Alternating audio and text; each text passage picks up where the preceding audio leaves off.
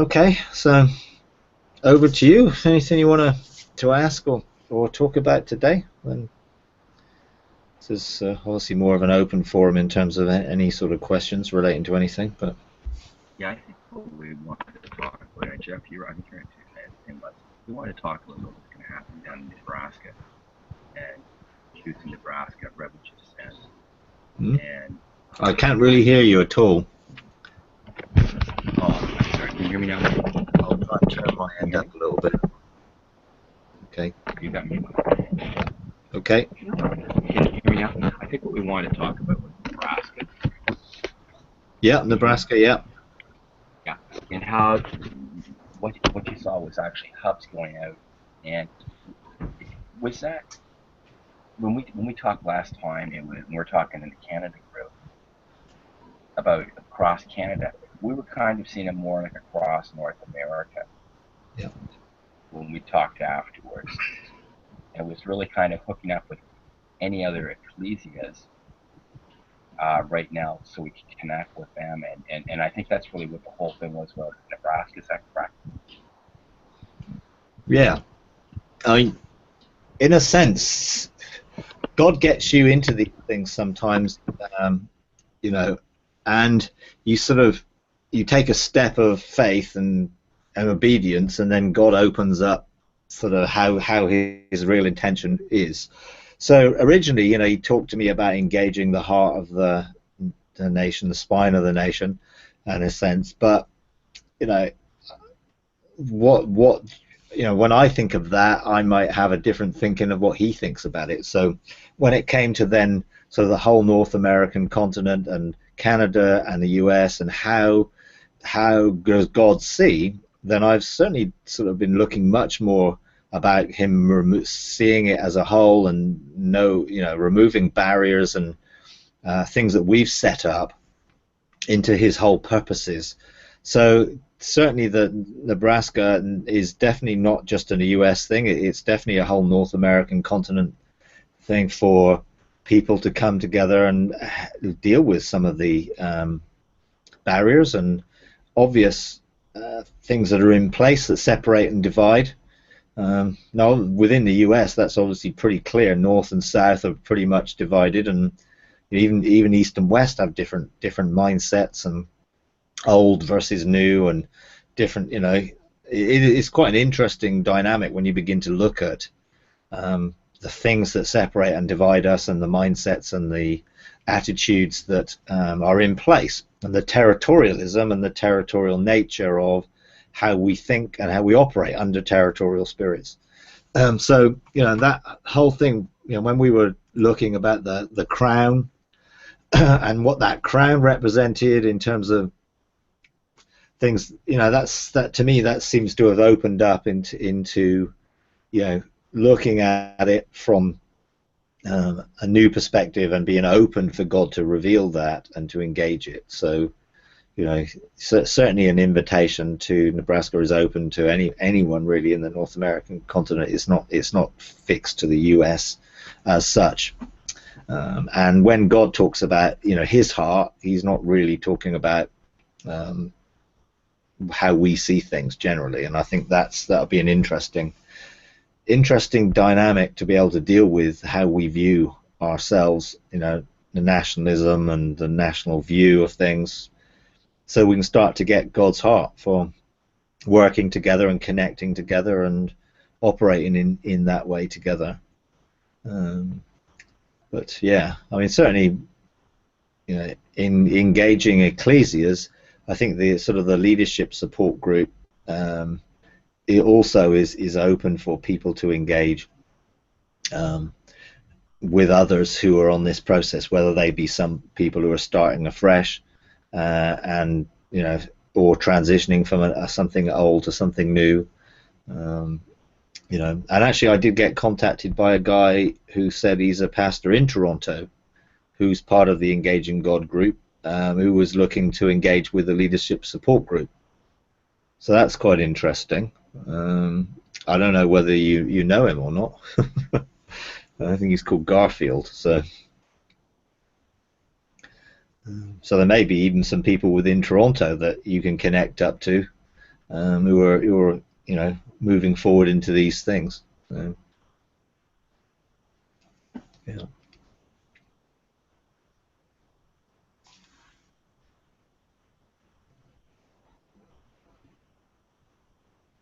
Oh, I think you're muted if anyone's wanting to talk. Because you know what? The way I see it is that it's really the kingdom of God isn't nations. No. And really probably Ecclesiastes, when they join together, are going to start to form a tapestry, but it's going to go probably worldwide. That tapestry, that connection. Yeah. And while we might be geographically in different places, it all comes into one kingdom. And I kind of thought when we were in our own Canada group, we were talking specifically what Canada was, and I'm not even certain that's the way it is, the kingdom of God. That, see, our identification was Canada, and I think that's the wrong identification. Our identification is the kingdom. Yeah. Not the U.S., not the UK. It's the kingdom. And I think we start off at the wrong point to start with. Yeah, I agree. I mean, I think we do, because we're conditioned by the way we live in our natural life. So there are many things which are geographically and nationally. We have to pay tax in our nation. There are things which we are where we live. There are responsibilities of where we live, but those are responsibilities that Jesus obviously was aware of and told us to honor. But from a spiritual perspective, how does he view things, and how is his kingdom established? It's not on national boundaries, that's for sure, and it's not limited by our view of national boundaries. And I think how much of our nationalism and the way we view our country, how much of that is pride, or actually maybe the opposite? We may actually have a poverty mentality or a inadequacy mentality because we live in a particular nation that has that functioning as territorial things within it.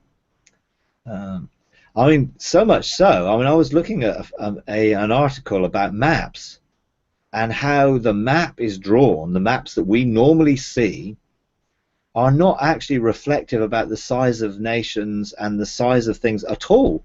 They're completely skewed. So that certain nations appear to be massively bigger than others when in reality they're not.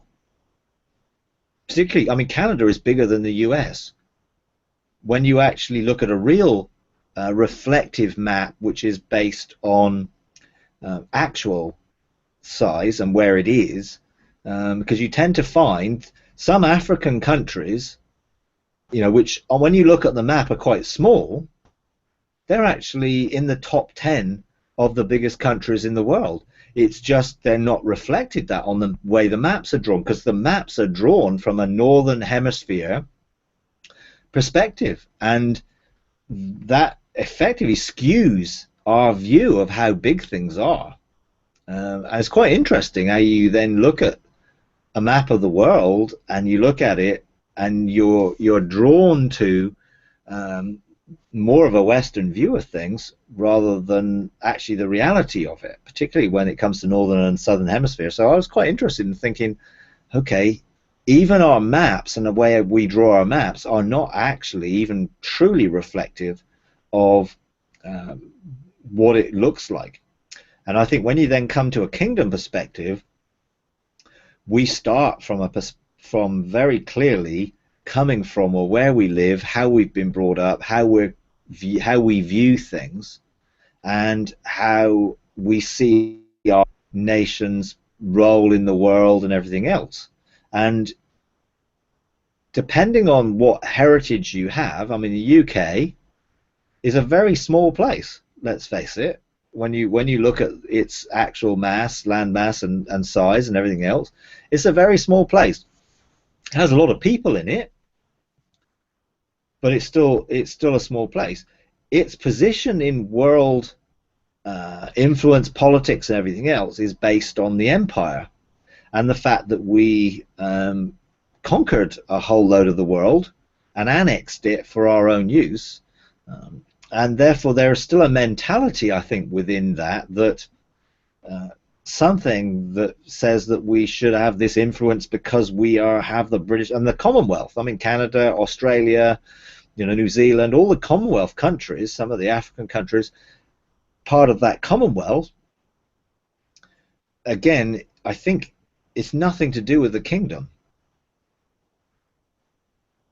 And I think we need to be open to have our mindsets renewed, to begin to view things from a kingdom perspective, and therefore we need to be open to whether our thinking about our country is how it should be, and how our view of our nation in terms of our pride in the nation and our wanting our nation to have a place in the world, or all the things that may be part of that, I think are up for grabs if you're open to having a renewed mind and a new way of thinking about the world from a godly kingdom perspective.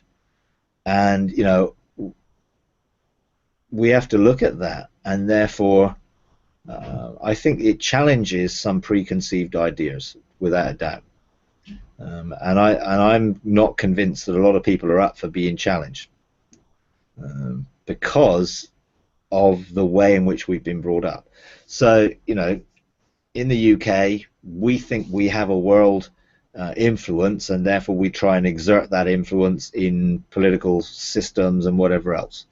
And we have a large economy, mostly based on non-production. So most of it is just paper and doesn't have any back into it. So it's a service injury in thing. There's nothing really behind it. And I think when you look at the US, how do people in the US view their own country? A lot of them with this sort of nationalistic view of, well, we have a right to interfere in the rest of the world because we are right. We know what's right, and therefore we have the right to do this sort of stuff. And I think some of that is not based in any way shaped on the kingdom and coming out of an attitude of love. It's very much fear-based and on a territorial thing of protection, and we are maintaining our position and what we have, and we're not letting anyone else remove our influence, or all those type of things. And I think that's how do we view our army, and from a kingdom perspective, how do we view those type of things? I think is going to become a challenge for a lot of people when God starts to begin to put his finger on the areas of our life that will affect us becoming kingdom minded people, and therefore seeing the bigger picture of the world.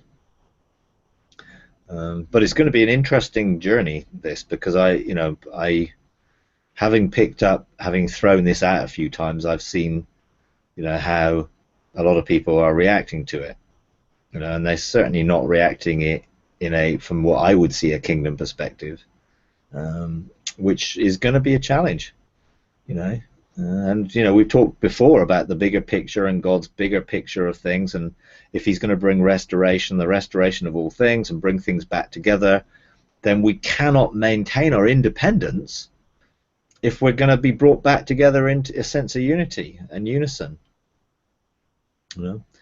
So yeah, I think kingdom identity is one which is a big issue right now, and we see a lot of nationalism expressed in sport, and we've got the Olympics coming up, and the whole thing of the Olympics is like, well, is the Olympics basically a substitute for world wars? Well, we just compete on a sporting level rather than a actually killing each other level.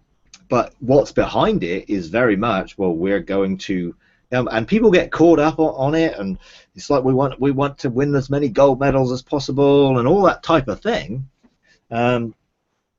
Based on all the national anthems are played because it's representing your nation, rather than what most people do for the rest of the year is they represent themselves, and it's their job, and they earn money by it, by looking to compete and be the best for themselves, but when it comes to something like the Olympics or the Commonwealth Games, everyone comes together and they all compete against one another. World Cup, different sporting type things. Well, you know, when we looked recently, when we had our European Football Championship, it was like there was just people were fighting in the streets in Paris and in France, and you know there was obviously a huge agenda to sort of cause disruption and sort of stuff. And I'm just thinking, well, where's this come from? You know, are those people there truly there for their country?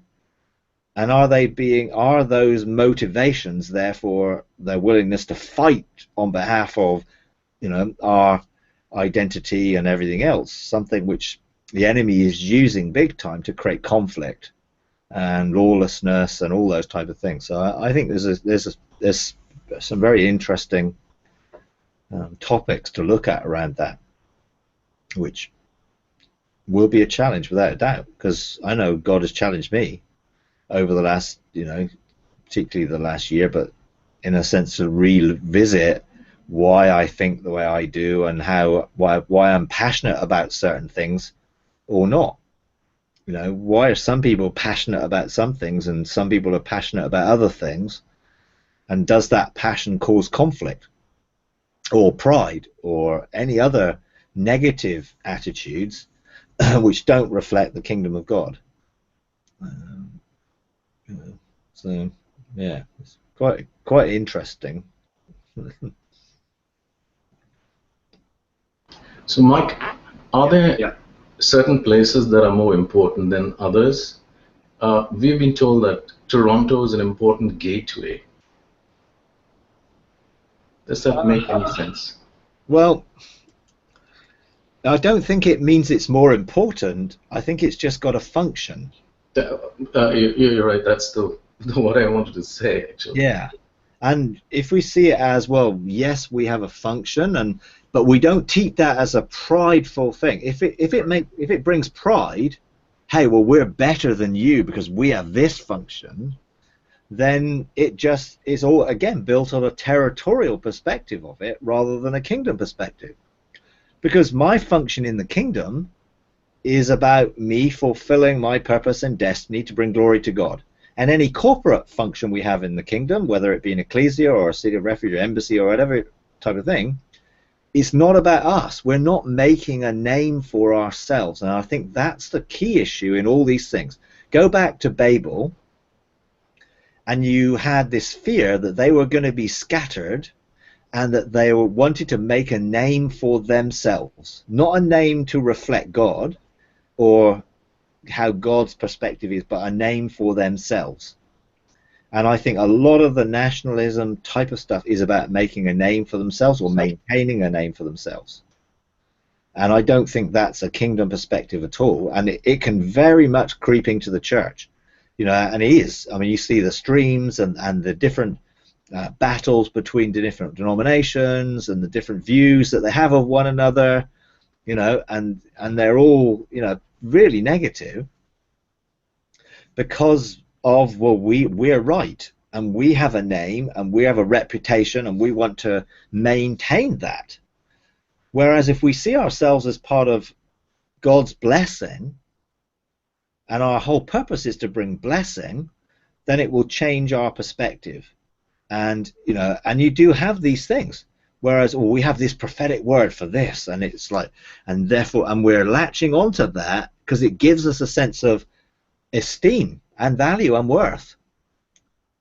And that either, whether that be individual or corporate, our value and worth should be in how we serve God's kingdom alone, not in anything that we use to create that through our own efforts. It's God, we are who we are because God has called us and God has given us a blueprint, and it's all about God, not us.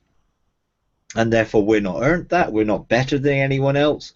And you have this whole issue like the old and the new, and people's view about the old ways and the new ways, and it's so easy for people in new ways to be derogatory and therefore carry pride towards old ways rather than love.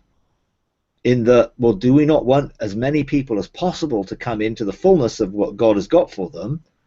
rather than, okay, well, we've got this new revelation, we're the cutting edge of the spear, we're the tip of the spear, and and it's been same over years. I mean, I go back to the streams that formed in the UK in the 80s, 90s, and beyond. You had the Restoration movement, and you had Restoration R1 and R2, and they all set up their different streams and their different areas, and they all created their identity around the people who were at the top. Because they were very top down, the apostolic movement, and that was the first. Before apostolic stuff was in the US, it was in the UK in the Restoration movements, and then they exported it to the US, and a lot of it was just based on this same image of the man in charge, and it created their identity, and therefore they defended it. And that's why all these groups that started out, hey, this is great, God is restoring something, isn't this amazing, all became separate streams. They all had their own identity. In this country, that would be New Frontiers and Pioneer and Ichthus and Covenant Ministries. I mean, you had all these streams who originally they were all just thrilled that God was doing something new, and then they set up their, effectively, denominations. And they would hate to be called a denomination, but that's what they are, because they've set up a separate identity. My personal view is there should be no denominations at all. In God's perspective, I don't think he sees denominations at all. He just sees people. He sees Christians, and he sees the division that separates them, and those are denominational divides, whether they be over theology or whatever they originally did. They're now separated and create separation. So if let's say we're an ecclesia, and you're an ecclesia and you're in the Toronto area, well, then you're part of the ecclesias that are gathered in the Toronto area, rather than, well, we're the ecclesia, or we're this, or we're that.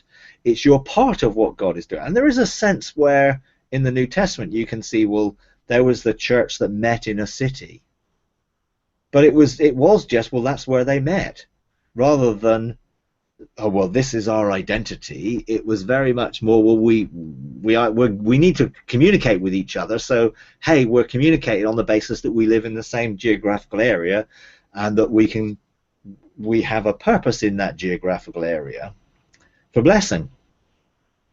So I think that there is a key that we make sure that we are not creating a name for ourselves.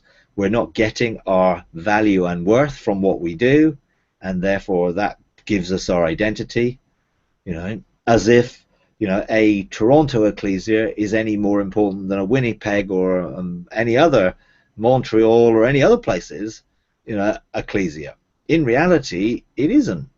It's just a group of people who have a blueprint, but that blueprint may have a particular function or focus. And if you think that there are forerunners that God uses, even in that, we've got to be so careful that that doesn't make us, well, we're the head and everyone's following us. And it's an issue of pride and attitude, and whether we see that what we're doing is something that we've earned, and therefore other people should respect us because. And all that stuff to me is just worldly ways of viewing things rather than God's kingdom. And I think the church is no different generally, or the institution of the church is no different than the world when it comes to that sort of stuff. You see the same petty issues and the same issues being raised up and the same squabbles that go on completely unnecessarily. We're all God's children. We're all part of his kingdom, and we should have the kingdom as our overall perspective. And I absolutely, totally endorse God has established the ecclesia to outwork the kingdom. And I have no problem with that whatsoever. But the focus is on the kingdom, not in establishing a name or an identity for a particular denomination or stream. And even what we're doing now, I think, people say, well, what are we? Well, we aren't anything. We're just people who are actually being obedient to follow what God is showing us to do. We don't want to set up a name for this thing, because that will then have it, oh, these are the leaders of that, and these are the people that we, You know, and I think that would be a mistake if we tried to identify ourselves with this new stream or this new movement or whatever it might be. And it creates problems when you talk about, well, what are you talking about?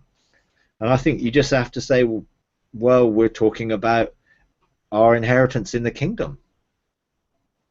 You know, so it's, yeah, I think there's a lot of challenge. It would be the same if we say if an ecclesia, everyone is equal within an ecclesia, because you need all, there's no most important or least important person, because you need all the parts of that ecclesia operating to fulfill the blueprint. And that's why one part is more important than the other. Wouldn't it be the same overall with ecclesias? We all have a part that he's given us, but you need all the parts being done by all the different ecclesias, all of them being equal, in order to fulfill what he wants us to do overall within the kingdom. That's why it's about the kingdom and not about country. Yeah, absolutely. I mean, totally agree with that. The problem is people don't view it that way. So they view those bits which are seen the most as the most important bits. And in reality, everyone in God's perspective is totally equal, all loved, uniquely made, created, all equally valuable. Because, you know, you could say, well, but people don't look at it that way. People look and think, well, they're the leaders. They're the most important people, or we need to look up to them, or we need to get their value or get their favor, or all the things that happen when you get those systems set up. And it's important that those in those positions ensure that they don't carry that attitude themselves, and also that they do everything they possibly can to undermine that position and to help people see how valuable they are. Because what's the point of having a blueprint and a bench of 3 and there's no one to fulfill it? You know, it shows. It's like, actually, well, we have the most important piece in the place. Oh, are you doing anything? Well, no, because all the other important things are not in place. So everybody needs to see their value within the kingdom and how the kingdom functions, and that must be a renewal of the mind, because that's not how the world sees it. It's not how the church generally has presented it, and therefore people are, you know, the 80% that sit in the pew and the 20% sort of are the people who are valued, and therefore they serve the others or they do things on behalf of the others, rather than, no, everyone has their part to play, and everyone must be seen as vitally important in those roles. And from God's perspective, he does not view it from the way we do from an earthly perspective, and I think that's the key. You know, how you see things from heaven is very different from how you see things on the earth, and ecclesias are no different. You know, Paul alludes to it, you know, about the body and the different parts and how those bits that are hidden are most important. I mean, let's face it, you know, you can do without certain things, but you can't do without certain other things in a body. Now, that would indicate that certain things are more important, but actually it doesn't. All it says is that they've got different roles. And within an actual physical body, without a heart, it would be quite difficult to actually live. But you probably could live without a finger. You know, but we shouldn't try and extrapolate that and go beyond what it really means. You know, you wouldn't want to do without a finger. You know, and that's the reality. We don't want to do without any parts. We need to see and value everybody, because actually, without that finger, there's something you won't be able to do. And that's the way to view it. Therefore, we all need to view each other equally and as important as each other, and receive each other in that. Because I think that when Jesus was talking about receiving a prophet in the name of a prophet and getting the prophet's reward, you could then extrapolate that to every single person. If we receive that person in the destiny that God has given them, then we will benefit from being in relationship with them, and together we will be able to see God's kingdom established in a greater dimension than we can individually on our own, when we're in correct relationship with one another. You know, but that's not how it's mostly perceived and functions. You know, and you have to do a lot to remove that mindset. You know, it's a lot that you have to do, and it's not easy because mindsets are very difficult to change. You know, particularly if they are linked to neural pathways that are memory repeated and experiential in people's past, because most people have come out of some sort of denominational structure if they've been a Christian for very long, and even, you know, even in sort of more modern things, vineyard and all, well, it's pretty much a denomination. It has its own identity, it has its own, you know, hierarchy. So in that instance, all those things have set up certain patterns of what our expectations are, and those patterns need changing, which is why, you know, people struggle with the whole issue of leadership and things because of their previous experience of it. You know. Yeah. It's almost like when I've spoken to people that really believe in the leadership, you know, the structure still is in this, has never been taken away. They'll come back and you talk about we're all equal, but they're really into animal farm from George Orwell. We're all equal, but some are more equal than others. Yeah. And it really seems to, and they really believe that because God placed them there, so they're more important to carry out this role in order for that group to be able to fulfill what they have to do it. They're receiving it, therefore they have to give it out because the rest of them follow. It's like they're the shepherd. Yeah, and I think, yeah, that's really the mindset is, if they're getting their identity from what they do, then they will defend their position because that's where their identity comes from. And that's what a lot of people do. They get their identity for what they do rather than who they are. And who you are comes from who God says you are and what he says about you. And then because you are confident in what he said about you, you can fulfill what he's called you to do. And when it comes to a leadership function, it's about supporting others and releasing others and equipping others in what they're called to do. And that's the whole purpose.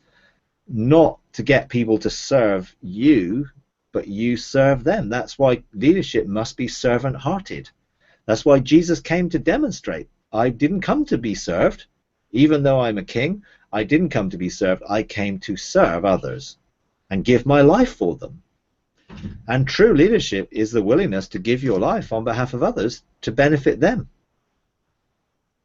And again, that's a system which is not really how it functions, because the top-down system doesn't function that way. You know, and if we, you know, I know the value of a bench of three because I know it provides a foundation that enables everyone else to actually grow and to mature and to come into the fullness of being living stones and being in relationship with one another. So it's not that it's not important, it's just equally as important as everything else. You know, it's equally as important as a bench of 7 and a bench of 12 and all the different mountains and everything else. It's of equal importance. It's not more important. It just has a role within that to ensure that God's blueprint is outworked. But everyone else has to find their place in outworking it. You know, otherwise it comes back to the same thing. Well, these three people make all the decisions and they tell everyone else what to do, rather than empowering people to go and hear God for themselves, to see how does God direct me what to do, or this group or this other bench what to do within the context of this blueprint that he's called us to be part of. And then everyone really has to hear God for themselves. You know, and if you equip everyone to hear God for themselves, then you do away with the need for the prophet or the pastor or the shepherd or anybody else, because every sheep hears the voice of God, you know, not some other people's voices, you know, other than saying, hey, go and hear God. You know, that's what we should be all doing, encouraging people that they can hear God for themselves.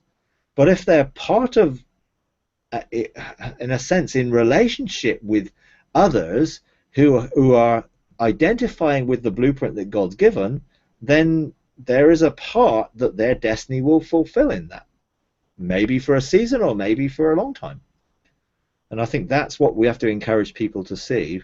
Where does their destiny align with what God's purposes are within this blueprint? And if it does, great. We want to encourage you to fulfill your purpose. If it doesn't, we want to encourage you to go and find a blueprint that you can be part of.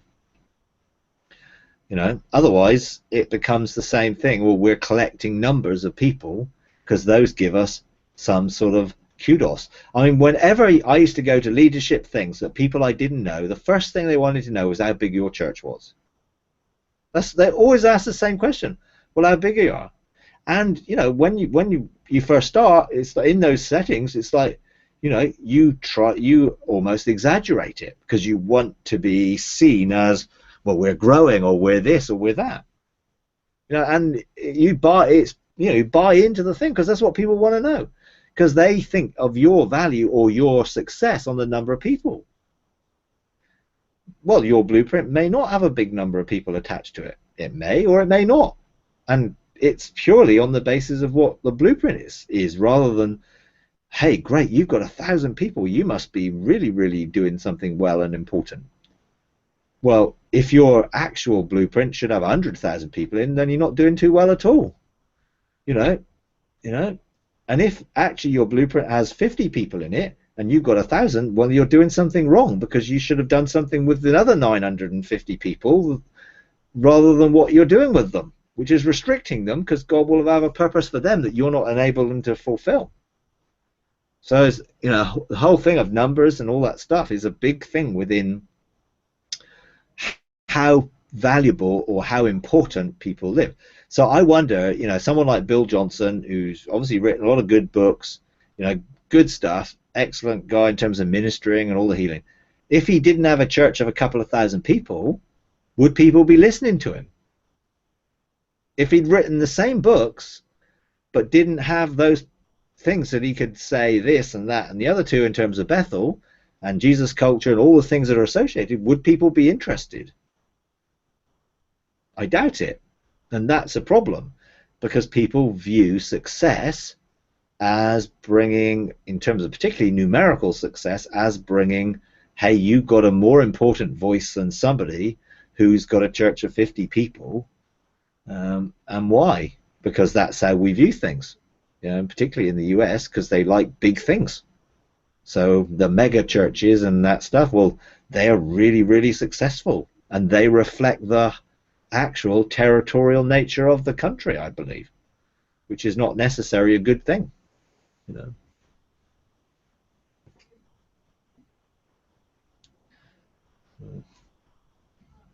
Yeah.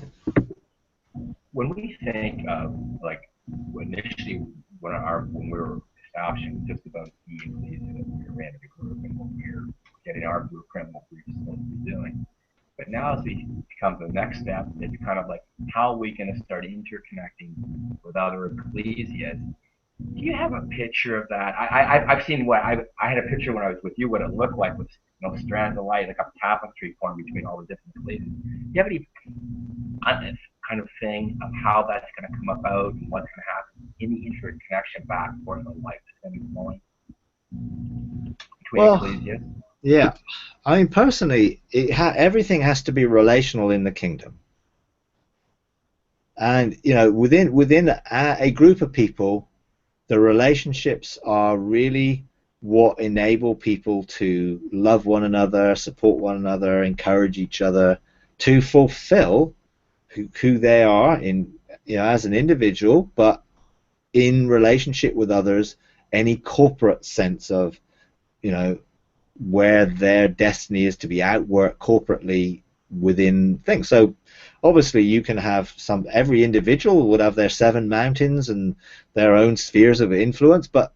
that can't be separated from being part of the kingdom or an ecclesia that expresses the kingdom. You're part of that 24/7. You can't be, well, I'm at work now, so I'm not part of the ecclesia or the kingdom because, well, I'm doing this bit. Everyone is always part of that relational body that they're in, connected to.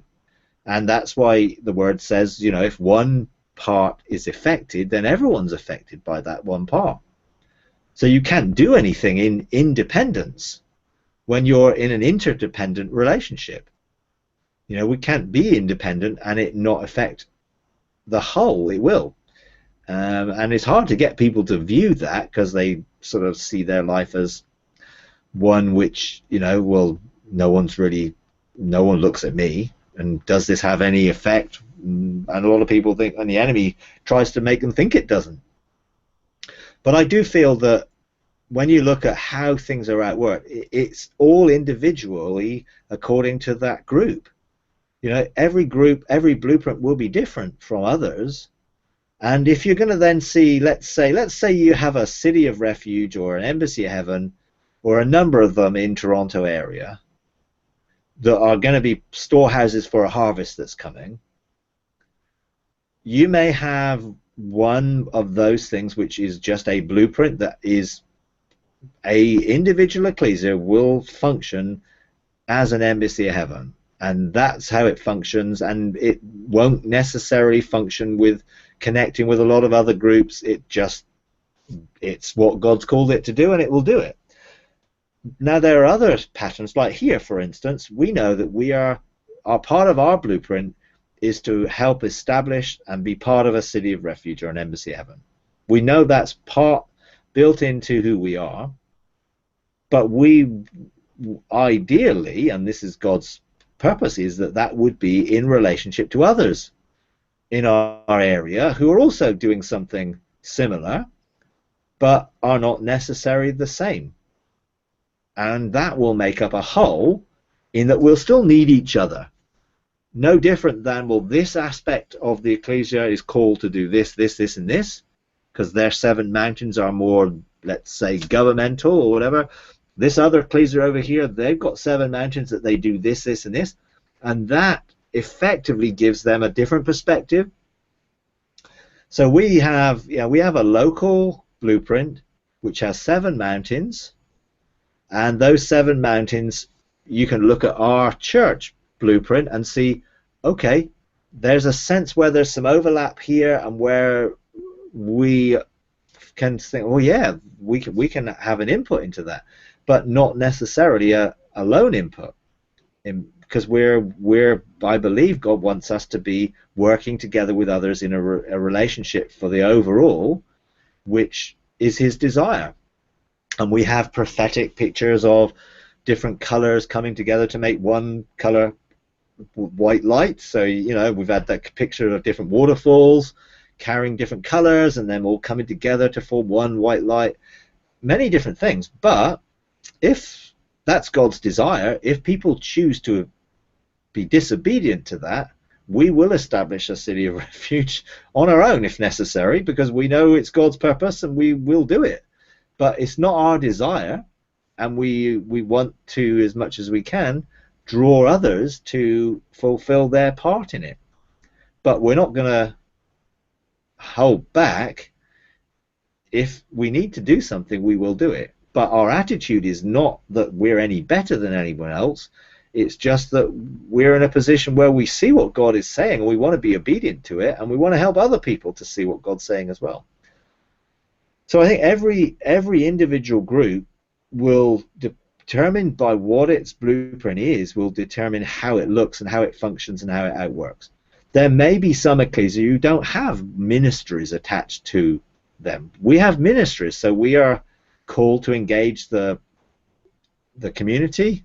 So we've established ministries to help us do that, charities that we've established, or NGOs, you know, that enable us to actually do this in our sphere, because our sphere is from Isaiah 61, in, you know, binding up the brokenhearted and setting the captives free. So we work with people who are disadvantaged, and that's how we are called to function. Not everyone would be called to function in the same way, and not everyone within our actual ecclesia actually is involved in the same things. Some are involved in very different things.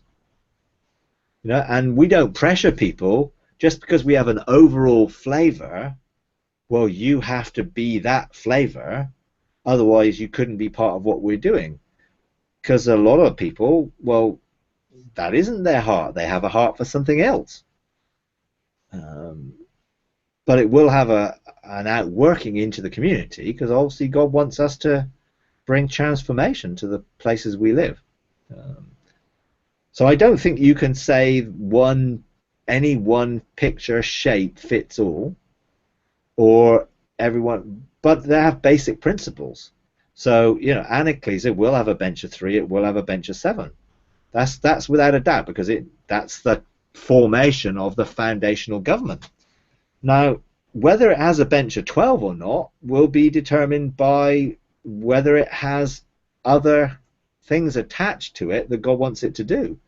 Our bench of 12 is made up of our 7 mountains, our bench of 7, and our ministries. So, freedom, apostolic resources, the specific things that we are called to do. Well, that's our blueprint. Other blueprints may not have that at all. They may have a very different way of outworking what they do. It will still have 7 mountains, it will still have a bench of 7 and 3, but the way in which it functions may be very different. And I think that's why we must be careful we don't set up, well, this is it, and it's got to look like this, or it's got to look like that. It's principles that you use to outwork what God's calling any individual group to do, rather than, well, this is what New Order Ecclesia look like. Because I don't believe that God wants it to be that rigid. Otherwise, it will become that rigid and won't continue to be flexible enough to be reshaped. Because in the initial growth period, just like in any, let's think, if you're growing up as an individual, what you do as a child and a teenager is different from what you do as an adult. And you may not have everything in place as a child that eventually will come in place. So you have to be willing to be flexible to mature into doing some of the things that you won't necessarily do at the beginning. Which is why, again, God does not necessarily reveal everything in such detail that you know everything and try and work it out. We need to be obedient to God step by step, rather than, hey, here's the whole thing, now we're going to sit down, we're going to try and figure out how we get all these things in place. Well, how can you get those things in place when the people who are going to do those things within God's purpose aren't even part of the church or even saved yet? And that's the problem. Then you try and shoehorn and fit people into what you think is what the blueprint is, and that may be a picture of a mature blueprint that you're not yet at. So you have to mature into something. So, okay, like when we did this, and when it came to our 7 mountains, it was like, okay, how do we do this? Well, we just share, and we keep sharing, and we keep encouraging people to look at what God has called them to do, who they are, what their identity is, how they relate to what he's saying, until eventually people came forward and said, I really feel called to this, I really feel called to that, I feel called to this. Now, if we at the beginning said, right, we have 7 mountains, okay, I think you should be in there, you should be over there, we need these things functioning right now, otherwise we won't be able to fulfill our purpose, so we're going to pressure you into fitting into this to make sure that we got this thing that God told us we need to build done. And all we would have done is reinvent an old way of doing it, in which we tell people what to do and we fit them into the things that we think they should be fitted into. Whereas if you see that we're on a growing, maturing position, even as an ecclesia, we can still be a baby in ecclesia, or a child ecclesia, or a more mature ecclesia. And it's okay when you're a child and you don't do everything that you're going to do as an adult. But what you don't want to do is say, well, we're staying like this because we're now comfortable with where we are, and actually now we're going to stay like this way. So we don't want to do anything more because we're comfortable. And we have all our relationships and we're all friends with one another and everything's great. Well, what about, oh yeah, well, that's going to disrupt our friendships and we won't be able to do this anymore. And you will find that. Some people are like that. Well, this is going to disrupt us. Well, yeah, because you've got to grow and you've got to change. And that's, I think, if you view it as understanding the times and the seasons and maturing and growing, then you don't try and do what you need to do as an adult as a child. And I think that is really, really important, because the temptation is, hey, we need to do all these things and we need to do them now because God's shown them to us. And you really need to get the time scale and the thing. And the best way of doing that is to allow people to do it by being encouraged and supported, rather than by being pigeonholed or forced into a particular shape that they aren't in. And I do think, you know, there's a right level of support that you need to give, and there's a wrong level. And, you know, that level of support is so that people don't collapse. It's not so that they are so rigid that they can't move, you know. And it's an interesting view, you know, when you're looking to help something grow, how do you support the growth? You know, and I have thought about this quite a bit recently. And last year, you know, God inspired me to build a greenhouse. You know, up until that point, I didn't, you know, I used to have a greenhouse, you know, 30 years ago, and I'm not really interested ever since. But last year, it was just like this creative sort of thing came on me, and I started to make things and build things and do things, and one was a greenhouse. So it was like, well, what are you going to put in your greenhouse? Well, I don't know. You know, I'll just overwinter some plants. That was my thing. Well, I've got a greenhouse. What do I do with it? I'll just overwinter some plants. Therefore, we'll have a head start next year for the plants in the garden, whatever. And then it was like, well, aren't you going to grow anything in it? And so then I thought, okay, I had this desire to grow things. So I thought, well, I'll start from seed, and I'll follow the process of growth through. So I'll plant some seeds, and I'll keep them in a nice warm environment in the windowsill, and, you know, put them in this little container and keep the moisture up and grow the seeds, and then I'll transplant them, and then whatever. So you know, I started doing that with tomato plants, and I grew 3-4 different varieties of tomato plants. Thought, well, I'm going to try some little cherry ones and some bigger ones, and, you know, see which ones grow the better and everything else. So okay, try all that. And then it came to, well, now I've got to transplant them out into the greenhouse where they're going to grow. How am I going to support them? And there's different ways you can support, particularly cordon varieties, which are the ones that grow up rather than the bush ones, which you don't need to give too much support. So I'd chosen all the cordon varieties, so I was going to give support. So it was like, okay, well, I've got a choice. I can put a framework up, series of canes, connect them up, either a single cane or a grid of canes, and then they're all, you know, stable. Or I can use strings. And strings, you just wind the plants around a string which is hanging down from the roof, and it gives support, but it's not rigid. It can move flexibly around. So I chose to do one set with strings and another set with canes, just to see what will happen, you know. And I'm sort of, now they're in a place where they're all set in fruit and, you know, getting ready to turn red, I hope, if we get enough sun.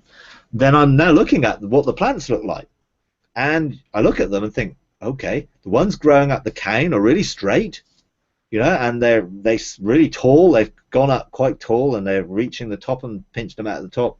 And the ones that are going up the strings are really odd shaped, and they're quite bendy and whatever else, but they got more fruit, because actually, if you were to make them straight, they would be even longer than the top of the greenhouse, because they're bending and shaping and twisting, and they've got more stems, trusses on them, because I didn't give them a rigid support which restricted how they wanted to grow.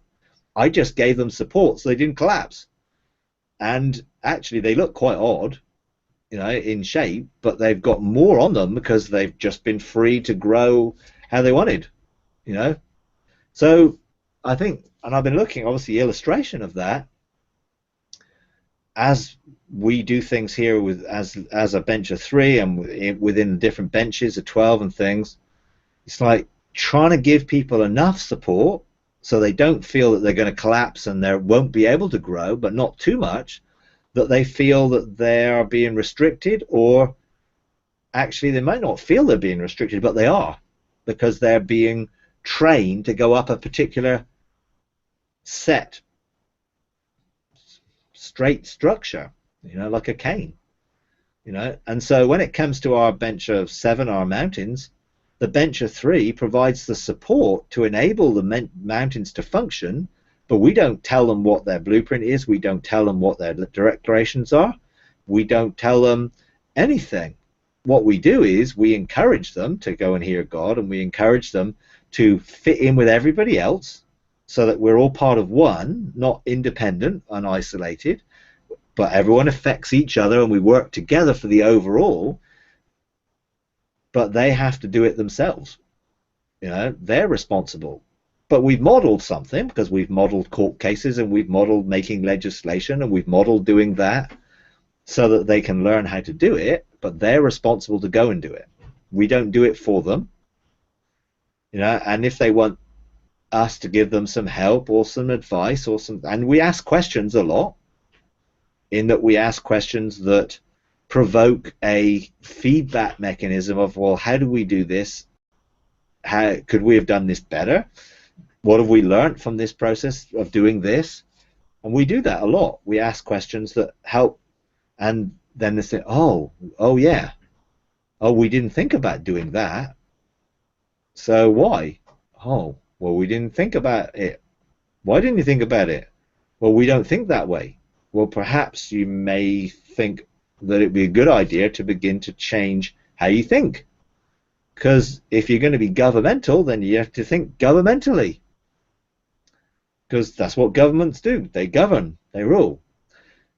So it's interesting, because you have to take time to do that.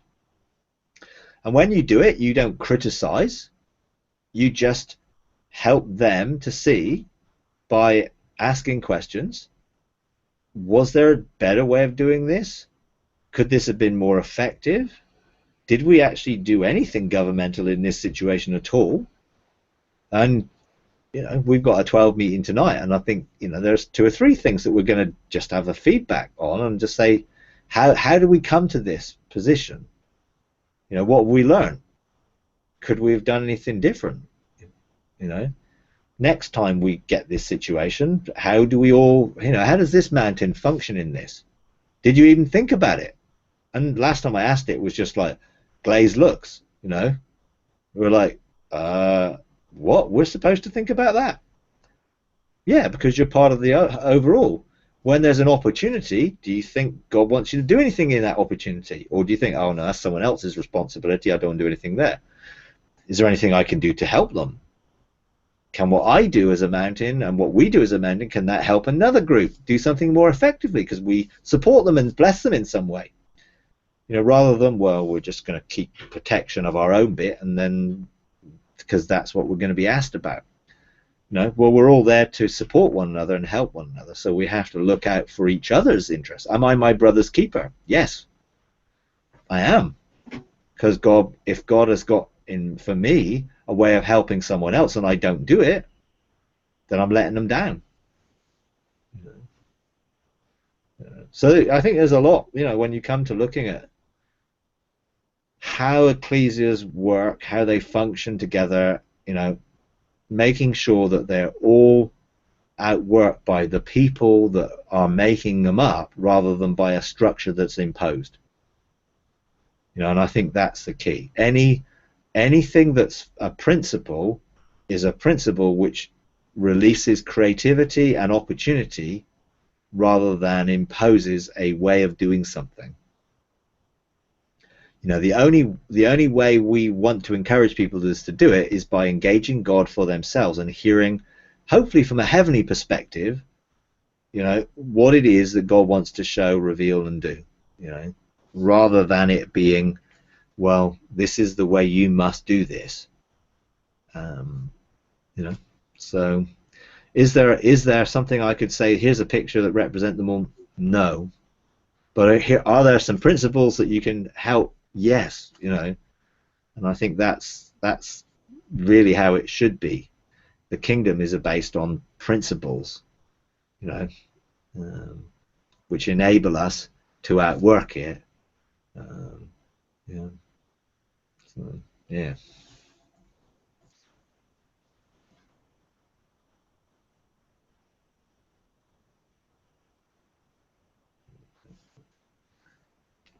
Yeah, I think that really, it's the flexibility that you have to have, letting people be who they are in order that they come in the whole with you.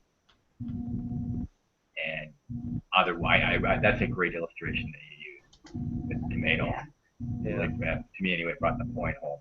The flexibility that you have to allow them to. I have the old way where I like to copy something else and then try to make it work. Like, I see what you're saying. Yeah. Yeah. Like, go find what they're doing at work. I'll make you do the same thing over here. You know, you can't do that. You can take the principles of it, but yeah, and you know, the tomato plants that are looking really straight and going up the pole, and you know they're you know all really neat and tidy, you know, are determined by the pole that I put them up. You know, the others really, they look really all independently very different, but they're all actually producing fruit. You know, and I think it's that ensuring that we are looking at allowing God to determine and dictate how things ultimately look like, because he will show people what they're called to do and how they're called to do it, is the key in it. You know, if he wants a straight pole, great, you know, and that's fine, because he will enable someone to operate which will produce that shape, because that's what they've heard God do, rather than, oh well, we told them that they needed to do that way, so we've determined what the shape is before anyone started. You know, if they've gone to God and said, oh, he wants us to do this, great, because there's nothing wrong in a straight pole if that's what God wanted. You know, but if he wanted a string which created this, and you want to say, well, no, actually, we think this looks better, we think this will be more effective and more efficient, because it has this, it looks like it's ordered. You know, one person's order is not necessarily another person's order. And we all look at things. I mean, paintings, for instance, you look at paintings, some people look at paintings and they think, what on earth is that? 5-year-old could have done that, or a chimpanzee with a few paint bottles could have done that. And someone else will look at it and see an immensely creative thing that speaks to their hearts. You know, some people love abstract because it tunes into how they see the world, and others, you know, look at things and they think, wow, isn't that a fantastic representation of that picture or that place? I can look at that and it feels like I'm there. You know, and they love the fact that someone's painted something to reflect what it looks like. And then you get a mixture of the two, and you get the sort of the impressionists that will take what this looks like and show it in a certain way that gives, hey, people can see different things in that. You know, it's just how we view the same thing, and we all view things differently. But we must allow people to view things differently and encourage people to view things differently, and that's the key. And if they don't view things the same way as I view them, I don't disapprove. Because disapproval is a huge issue when it comes to leadership. People are looking for approval. And if you show any hint of disapproval, it can really undermine people.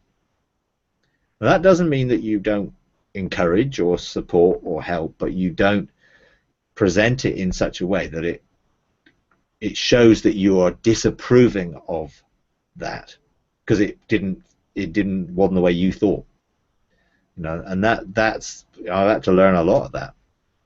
You know, because when you're used to actually making all the decisions and doing all the work and doing it the way you like it done, and it's effective and efficient for you to do it that way, when someone else does it a different way, the temptation is to sort of, well, have you thought about doing it like this? You know, because you want it to look more like what you do, you know, and that is never be effective in this. It just won't. You know, all you want to do is encourage people to be able to hear God more clearly and to see things from a order of Melchizedek sort of governmental perspective, and that's important, you know, because that's how the kingdom functions. So anyway, there we go. Bringing people out of the box. For years we put God in a box, and now it's time for us to come out of the box. Now that He's come out of the box. And that's what I thought when you were saying that, like, in our problem, I'm always concerned about God's approval. So you stay within your denomination, your own thing, because you don't want it. If I do that, I'm gonna, you know, that's not gonna be right. I'd rather not make a mistake. Yeah, and I that, stay with my format then. absolutely. And if you don't make mistakes, you won't learn, and you won't grow, because you may be very safe, very secure, and very in the framework that you know is going to be approved of, but you won't grow, and you won't find more creative ways of doing things, and you won't progressively unveil new things, because you'll just stick to what you already know, and what you know is going to be acceptable, and that won't ever produce creativity. So you have to give people permission to make mistakes. And actually, so, well, actually, we know we're not going to do this right every time. We know actually that when we do this, we'll find better ways if we look at what the potential is by doing things differently, rather than, okay, well, we did this and we got that, and that's the result we got. We're always going to get that result because we stick to this.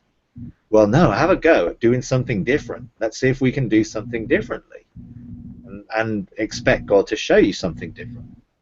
You know, to do that, it's a learning curve, and you don't get everything right first time, 100%. And it's okay. And if you create an environment where it's okay to learn and try new things, and to expand how we do things in different ways, then you'll find it's a happy environment, although not always a comfortable one. You know, some people like comfort of familiar, you know, and but we have to enable them to realize that it's okay to see new and different ways, and in doing that, it may take some time to do it, and it may take some goes at it to do it, but that's all right. You know, which is all part of the journey that we're on in this, and it takes longer to do it this way from our perspective, but from God's, obviously, He didn't look at it from our time scales. You know? But for us, it's like, well, I could have done that, and I could have done it 2 years ago, but it would be done the way I wanted it done, rather than the way it is now done through other people doing it, which actually reflects what God is doing, which that would reflect what I wanted to do, because it wasn't my responsibility to do it. You know? And if we take up someone else's position of responsibility, then we're not helping, because it won't be what God actually wants done, and the way He wants it done, in a sense. So, yeah. Anyway, okay, all right, well.